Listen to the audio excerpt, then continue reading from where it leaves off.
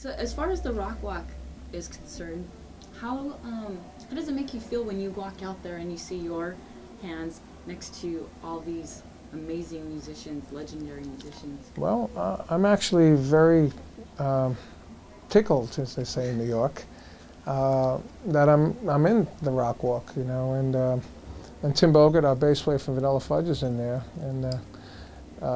and Jeff Beck's in there, so maybe indirectly BBA's in there also. But it makes me feel great, you know, because most of the people in there are my friends, you know, even the people who are not there anymore. Jimi Hendrix. I mean, I knew Jimmy before he was Jimi Hendrix. It was Jimmy James in New York. We used to hang out and play clubs and stuff, and you know, and John Bonham and Keith Moon and you know, Joplin and all those people that are inducted and that are in there.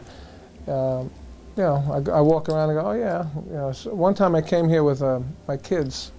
And they said, hey, Dad, how many of these people do you know? And I went around to look and actually knew pretty much everybody, you know. And it's a good feeling to know that you're amongst all your friends. But the thing that really freaks me out a little bit is like these, like there's a museum in Seattle, the Jimi Hendrix Museum, and there's the Rock and Roll Hall of Fame. To walk into these places and seeing stuff that was like everyday occurrences in my life, see them up on walls, encased in glass as a museum piece. You know, like Jimi Hendrix's shoes and some of the clothes that he had made by the same clothes designers that we had, that we turned him on to. You know, now seeing it in a glass case with the shoes that I remember being on the road with him and seeing those shoes, and posters with Vanilla Fudge or Cactus, my other group, on there, you know. Seeing it now in museums, it's weird, you know, because this was like an everyday occurrence to us. We just go out and, you know, we go play, destroy some hotel rooms, have fun, have a great old time. You know, free love, free rock and roll, you know, sex, drugs, and rock and roll. We lived it, you know. So. One of the artists that has not yet been inducted into the RockWalk are the Beatles. How do you feel about the Beatles, and how did they influence your? They should have been the first, as far as I'm concerned. I didn't realize that. The Beatles have not been involved here. Wow. I think they're actively seeking to have them inducted. I would think they should be inducted like that. You know, I mean, they were the most influential band that ever lived. You know, total. Did they kind of help pave the way for you, or what artists like influenced you to the point where you picked up the sticks and started playing? Gene Krupa, Buddy Rich, those are the guys. But I mean, in 1966, when the Beatles did Revolver, that was it for me. I loved it.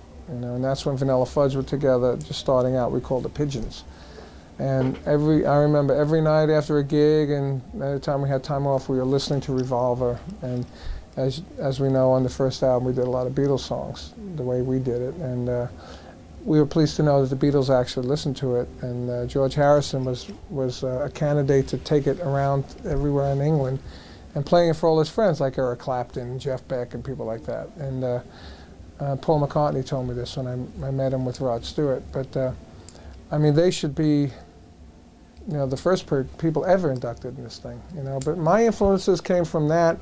Plus, I played R&B. Wilson Pickett, James Brown, that whole Otis Redding, that whole thing. So I had horn bands, R&B bands in New York. Matter of fact, when the Beatles came out, we used to make fun of them, put on Beatle wigs and do some dirty versions of I Want to Hold Your Hand and stuff like that. You know.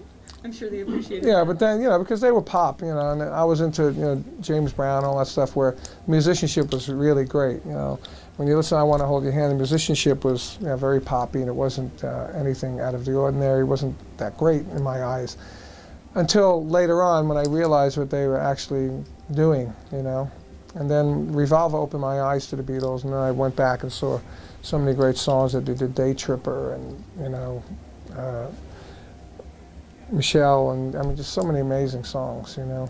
And then after that, after Revolver, it just kept going, you know. They were just tremendous, you know. Last question. And Last question. You just mentioned musicianship.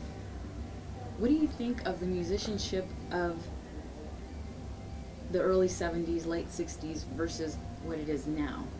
Do you think people really dig into it as much as they did back then? you mean audiences? Musicians. Oh, Do you think musicians. the quality is... Well, technically, some musicians are miles better.